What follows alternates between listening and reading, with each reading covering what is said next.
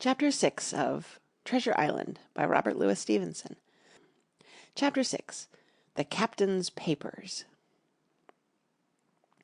We rode hard all the way till we drew up before Dr. Livesey's door. The house was all dark to the front. Mr. Dance told me to jump down and knock, and Dogger gave me a stirrup to descend by. The door was opened almost at once by the maid. "Is Dr. Livesey in?" I asked. "No," she said. He had come home in the afternoon, but had gone up to the hall to dine and pass the evening with the squire. "So there we go, boys," said Mr. Dance. This time, as the distance was short, I did not mount, but ran with Dogger's stirrup leather to the lodge gates and up the long, leafless, moonlit avenue to where the white line of the hall buildings looked on either hand on great old gardens.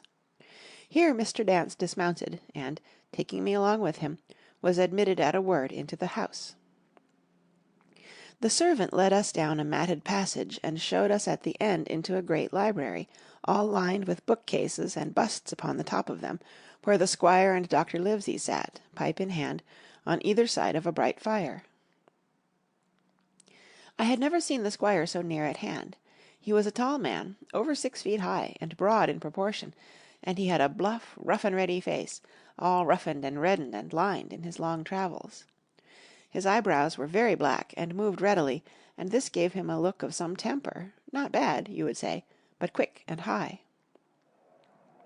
"Come in, Mr. Dance," says he, very stately and condescending. "Good evening, Dance," says the doctor, with a nod. "And good evening to you, friend Jim. What good wind brings you here?" The supervisor stood up straight and stiff and told his story like a lesson, and you should have seen how the two gentlemen leaned forward and looked at each other, and forgot to smoke in their surprise and interest. When they heard how my mother went back to the inn, Dr. Livesey fairly slapped his thigh, and the squire cried, "Bravo!" and broke his long pipe against the grate. Long before it was done, Mr. Trelawney, that, you will remember, was the squire's name, had got up from his seat and was striding about the room, and the doctor, as if to hear the better, had taken off his powdered wig and sat there, looking very strange indeed, with his own close-cropped black poll. At last Mr. Dance finished the story. "Mr. Dance," said the squire, "you are a very noble fellow, and as for riding down that black, atrocious miscreant, I regard it as an act of virtue, sir, like stamping on a cockroach. This lad Hawkins is a trump, I perceive. Hawkins, will you ring that bell? Mr. Dance must have some ale." "And so, Jim," said the doctor, "you have the thing that they were after, have you?" "Here it is, sir," said I, and gave him the oilskin packet. The doctor looked it all over, as if his fingers were itching to open it, but instead of doing that, he put it quietly in the pocket of his coat. "Squire," said he, "when Dance has had his ale he must, of course, be off on his Majesty's service. But I mean to keep Jim Hawkins here to sleep at my house, and, with your permission, I propose we should have up the cold pie and let him sup." "As you will, Livesey," said the squire. "Hawkins has earned better than cold pie." So a big pigeon pie was brought in and put on a side table, and I made a hearty supper, for I was as hungry as a hawk, while Mr. Dance was further complimented, and at last dismissed. "And now, squire," said the doctor. "And now, Livesey," said the squire in the same breath. One at a time, laughed Dr. Livesey. "You have heard of this Flint, I suppose?" "Heard of him!" cried the squire. "Heard of him, you say? He was the bloodthirstiest buccaneer that sailed. Blackbeard was a child to Flint. The Spaniards were so prodigiously afraid of him that, I tell you, sir, I was sometimes proud he was an Englishman. I've seen his topsails with these eyes off Trinidad, and the cowardly son of a rum puncheon that I sailed with put back, sir, into Port of Spain." "Well, I've heard of him myself in England," said the doctor. "But the point is, had he money?" "Money!" cried the squire. "Have you heard the story? What were these villains after but money? What do they care for but money? For what would they risk their rascal carcasses but money?" "That we shall soon know," replied the doctor. "But you are so confoundedly hot-headed and exclamatory that I cannot get a word in. What I want to know is this. Supposing that I have here in my pocket some clue to where Flint buried his treasure, Will that treasure amount to much?" "Amount, sir!" cried the squire. "It will amount to this. If we have the clue you talk about, I fit out a ship in Bristol dock and take you and Hawkins here along, and I'll have that treasure if I search a year." "Very well," said the doctor. "Now, then, if Jim is agreeable, we'll open the packet." And he laid it before him on the table. The bundle was sewn together, and the doctor had to get out his instrument case and cut the stitches with his medical scissors. It contained two things, a book and a sealed paper. "First of all, we'll try the book," observed the doctor. The squire and I were both peering over his shoulder as he opened it, for Dr. Livesey had kindly motioned me to come round from the side table, where I had been eating, to enjoy the sport of the search. On the first page there were only some scraps of writing, such as a man with a pen in his hand might make for idleness or practice. One was the same as the tattoo mark, Billy Bones his fancy. Then there was Mr. W. Bones, mate. No more rum. Off Palm Key he got it. And some other snatches, mostly single words and unintelligible. I could not help wondering who it was that had got it, and what it was that he got. A knife in his back, as like as not. "Not much instruction there," said Dr. Livesey as he passed on. The next 10 or 12 pages were filled with a curious series of entries. There was a date at one end of the line, and at the other a sum of money, as in common account books, but instead of explanatory writing, only a varying number of crosses between the two.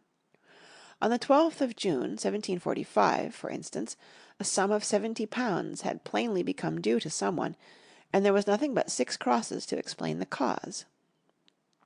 In a few cases, to be sure, the name of a place would be added, as "off Caracas," or a mere entry of latitude and longitude, as 62 degrees 17 minutes 20 seconds, 19 degrees 2 minutes 40 seconds.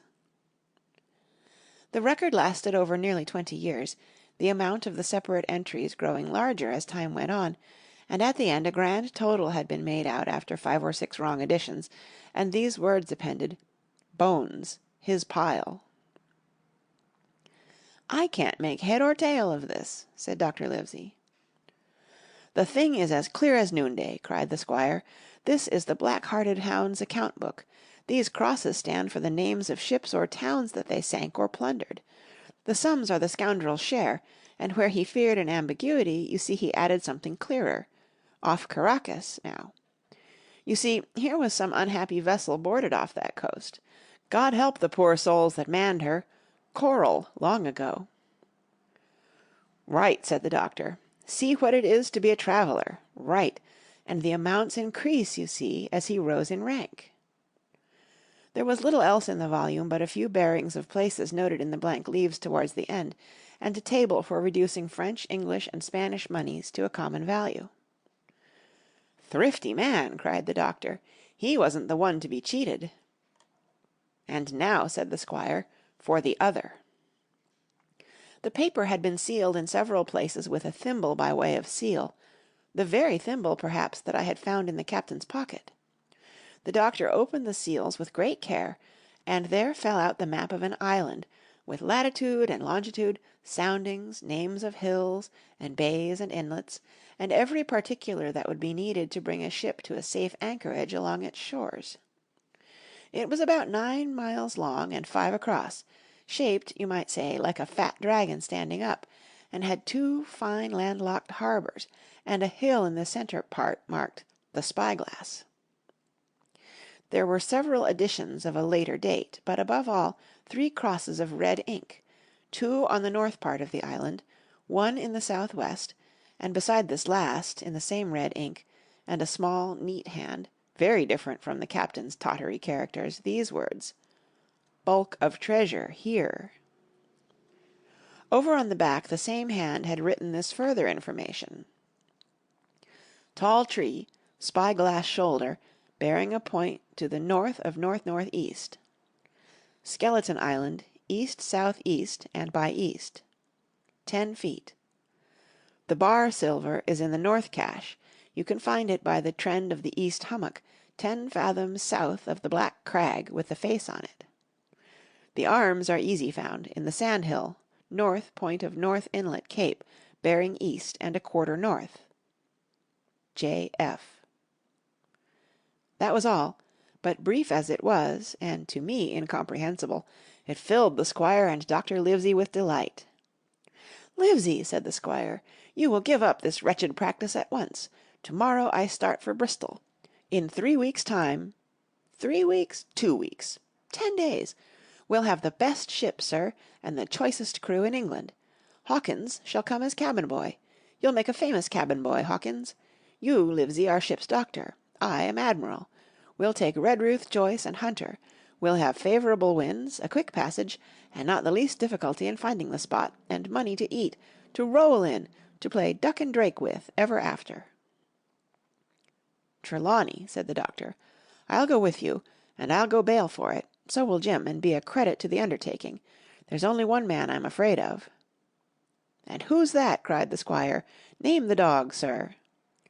"You," replied the doctor, "for you cannot hold your tongue. We are not the only men who know of this paper.